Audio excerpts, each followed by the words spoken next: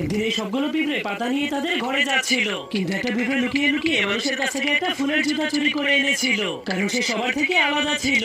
এরপর সবগুলো পিঁপড়ে যখন তাদের বাসার দরজার সামনে পৌঁছে যায়, তখন পিঁপড়েদের ক্যাপ্টেন তাদেরকে চেক করতে শুরু করে দেয়। যার কারণে সেই পিঁপড়েটা যখন সেই জুতাটাকে নিয়ে বাসায় ঢুকতে যায়, তখন তাদের ক্যাপ্টেন অনেক রেগে তাকে বলে, এটা কোনো খাওয়ার জিনিস না, তুমি এটাকে ফেলে দিয়ে খাবার খুঁজে আনো। যা শুনে পিঁপড়েটা অনেক মন খারাপ করে সেখান থেকে চলে গেলে কিছুক্ষণ পর সে একটা চিরুনি নিয়ে ফিরে আসে। যা দেখে ক্যাপ্টেন আরো বেশি রেগে গিয়ে বলতে শুরু করে, যতক্ষণ আমি এখানে আছি ততক্ষণ তুমি কোনো ফালতু জিনিসই ঘরে ঢুকাতে পারবে না। কিন্তু সেই পিঁপড়েটা হার মানতে রাজি ছিল না, যার কারণে সে আবার চলে গিয়ে এবার একটা চশমা নিয়ে আসে। কিন্তু ক্যাপ্টেন সেই চশমাটাকে দেখেও আবার তাকে মানা করে দিয়ে সেখান থেকে চলে যেতে বলে। তখন সে চুপচাপ চশমাটাকে নিয়ে সেখান থেকে চলে গেলেও তার পুরো বিশ্বাস ছিল একদিন না একদিন ক্যাপ্টেন তাকে ঠিকই ঘরে ঢুকতে দিবে। এরপর সে সন্ধ্যা পর্যন্ত অনেক পরিশ্রম করে ফিরে আসার সময় নিজের সঙ্গে একটা স্প্রিং নিয়ে আসে, যা দেখে ক্যাপ্টেন বুঝতে পারে এই পিঁপড়েটা কখনোই ভালো হবে না। যার কারণে সে অনেক রেগে দরজা বন্ধ করে দিয়ে তাকে সারা জীবনের জন্য দল থেকে বহিষ্কার করে